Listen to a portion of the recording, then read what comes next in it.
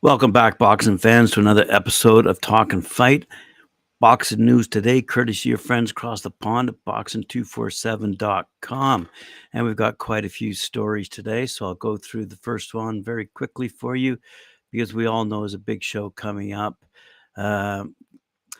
which had a bit of a twist to it due to an injury to Oscar Rivas. Anyway, so we have a couple of heavyweight clashes, a doubleheader, so to speak, coming up at the Turning Stone Resort. That's taking place in Verona, New York State. In the 10-round main event, Efe the Silent Roller Ajagba will now take on St. Louis native Stephan Big Shot Shaw. As I said, Rivas was originally slated to fight Ajagba, but had to withdraw with an eye injury. Also on this bill, we're going to see Guido the Gladiator Vianello, who was scheduled to fight Shaw in the co-feature, but he'll now face the upset-minded Jonnie Rice in a 10-rounder. Both fights look to be pretty good from my books, and I got to say, it's going to be shown, by the way, live on ESPN, as well as ESPN Deportes and ESPN Plus, starting at 10 o'clock Eastern Time, as well as the undercard bouts that will also include a 10-round junior lightweight tilt between Adam Blunos Lopez and Abraham El Supernova. Said Bob Arum, top-ranked chairman, Stephen Shaw stepped up and had a tough task against one of the division's biggest punchers in Efe Ajagba. We're pleased that Guido will remain on the card against a formidable opponent in Jonnie Rice. This will be a fantastic heavyweight doubleheader at Turning Stone, and we agree. FYI, Shaw, he's 18-0, 13 knockouts. He went 3-0 with 2 stoppages in 2022, including a shutout 8-round decision over Rydell Booker back in November. Ajagba, 16-1, 13 knockouts, is one of the heavyweight division's hardest punchers and is coming off a second-round stoppage over Joseph Darmos back in August. Vianello, he's 10-0-1, 9 knockouts, a 2016 Italian Olympian. He's from Rome, and he's won 3 fights since 2020 draw against Kingsley Adip. And Rice, he's 15-6-1, 10 knockouts, has faced a host of heavyweight hopefuls, including both Ajagba and Shaw. Following back-to-back losses in 2020, Rice re-energized his career with a 5th-round TKO over then unbeaten prospect Michael Coffey in 2021. He repeated the deed on New Year's Day, outlasting Coffey via 10-round unanimous decision. So this is being promoted by Top Rank in association with DeBella Entertainment. Tickets, and there are a few left, are available either at the Turning Stone box office and certainly on talkandfight.com. Let's move along now to Eddie Hearn and what he has to say about another heavyweight in his stable, a fellow by the name of Anthony Joshua. This is a story courtesy of a fellow by the name of Barry Holbrook, who writes for BoxingNews24.com. Eddie Hearn revealed that 3-fight plan for Anthony Hearn begins in April against a top 15 opponent, says Eddie Hearn. Not sure who he's mentioning or who he has in mind, but it said be a recognizable fighter. The idea is for Joshua, who's now 24-3 with 22 knockouts, to become a 3-time heavyweight champ by the 3rd fight this year against WBC champ Tyson Fury.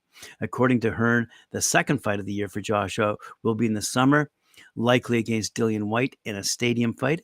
However, Hearn says it's possible that Joshua could face former WBC champ Deontay Wilder. Joshua, along with his new trainer, will make that decision. The 3rd fight for 2023 for Joshua will be against either Wilder or Tyson Fury. Said Eddie Hearn, Anthony Joshua and Canelo Alvarez are in the works to announce that first stage of 2023. You're talking about 2 of the biggest names in boxing, and Canelo and Anthony Joshua. AJ is fighting a month earlier than Canelo, so he's pretty much ready to go with an announcement in a week or so. So let's stay tuned on that front and see what happens. In other Matchroom news, Eddie Hearn had this to say about what I've termed the bad boys of boxing right now, Conor, Benn, and Gervonta Tank Davis.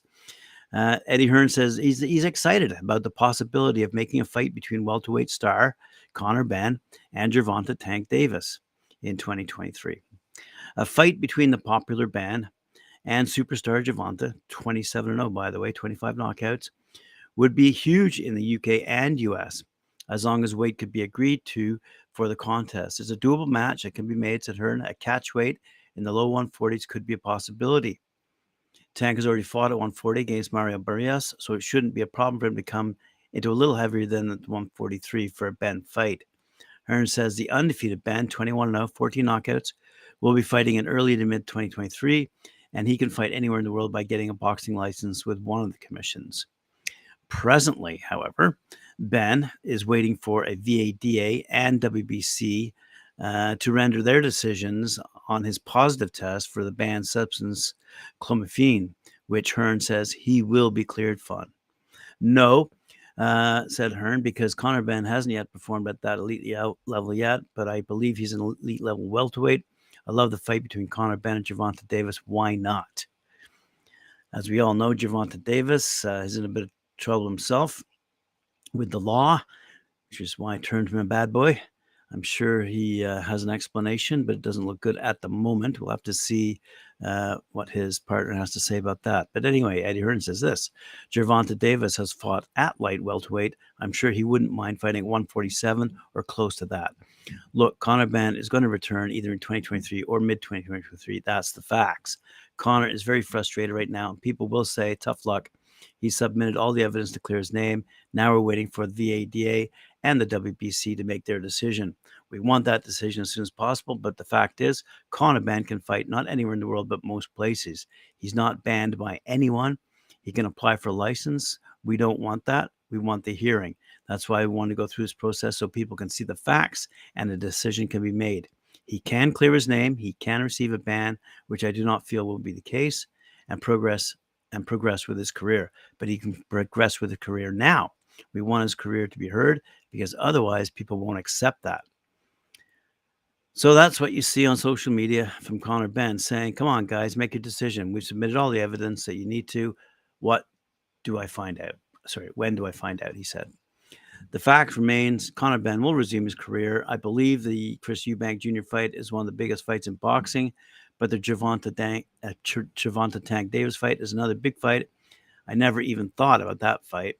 You see the backwards and forwards and think these two together would be like fireworks. Like I said, I can go and say many commissions right now and box, but he feels, I feel probably DAZN feels that publicly this case has to be heard because otherwise you're always going to get criticism. People are always going to criticize him no matter what happens, even if he's vindicated. But let's go through that process, which what we've done. We've supplied all the evidence and we want an answer. So that's what Eddie Hearn had to say about Conor Benn and, Tank Davis, who's got a fight upcoming as well. All right, let's move along to Mexico. As we know, it's a hotbed of boxing, not only talent, but rabid boxing fans.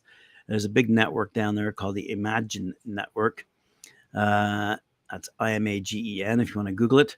The Imagine Network, together with TM Boxing, announced the return of professional boxing to terrestrial television in Mexico. The series launches on Saturday, January 14th, and will run the following 50 Saturdays at 8 p.m. Pacific time from different cities in Mexico. In charge of the live play-by-play of the series, the new image of boxing, it says, will be veteran analyst Eduardo Caminera, while the expert commentator will be 7-time world champ in 5 categories, Jorge Arces. Founded in 2007 as Cadena Tres, the network launched as Imagine Television in 2016 when the network went national in Mexico, the first to do so in over 20 years. In 90% of Mexico on channel 3.1, Imagine Television draws more than 4.5 million viewers daily, with content not only on their terrestrial network, but also on their digital application and social media. Imagine Television not only broadcasts relevant news shows, but also original productions, and now the new image of boxing presented by TM Boxing. The Tijuana-based TM Boxing was founded in 2013, and its chief activity being the detection and development of new talent while promoting and representing professional boxers. Currently, TM Boxing promotes the 2-time world champion Kenya Enriquez, former WBC youth welterweight champion Isaac La Bestia Lucero, World title challenger Paulette La Heredera Vazuela, up-and-coming welterweight Isaiah Bestia Jr. Locero, and Tokyo Olympian Cosmin Petro Gilirnu out of Romania, among others. So good stuff out of Mexico, a good fighting country, both from the talent perspective and the fan perspective. We look forward to hearing more on that front. On another front, on a final front, I just wanted to bring you up to date on what PBC are up to. Premier Boxing Champion, as we all know. There's a big fight coming up, as I said earlier. Gervonta Davis going up against Hector Luis Garcia. That'll be a great clash. But on that particular card, you're also going to see Jaron Boots Ennis and Karen Chahagdazian, two fellows I mentioned yesterday. Rashidi Ellis, who's been featured on Talking Fight before. He's going up against Roman Villa. And one of our favorites, Demetrius Andrade, is going up against Demond Nicholson. That's all taking place at the Capital One Arena in Washington, D.C. And as just a bolt-on to that story about PBC, Premier Boxing Champions, they announced their PBC Fighter of the Year was Jermel Charlo, based on his stirring stoppage win over Brian Castano, and made him one of the first ever undisputed 154-pound champion in the four-belt era. The PBC Fight of the Year was fought between Lubin and Fundora. An epic back and forth between top 154-pounders, and with Sebastian Fundora scoring his biggest victory to date, and a valiant Erickson Lubin gaining a new legion of fans. The PBC Knockout of the Year was Caleb Plant's knockout over Anthony Durrell.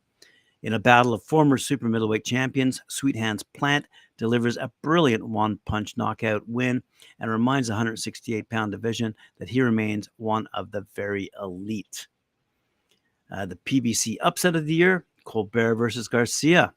Salute to Hector Luis Garcia, who shocked the world with his brilliant victory over then unbeaten Chris Colbert in February, which then leads him to that battle with Tank Davis upcoming.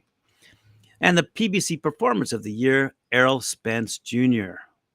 Spence's stirring victory over Yogas to unify 3 welterweight world titles stands as the finest of 2022, according to PBC. So Al Heyman and company have their hands full for sure as we walk in towards 2023. I'm sure with more announcements and more fights to come. I want to thank you very much for joining me here on Talk and Fight today. Remember to like, share, subscribe, hit that notification bell, and we'll see you later on at 4 p.m. With Mike Orr and Cedric Benn for Knuckle Up. Thank you.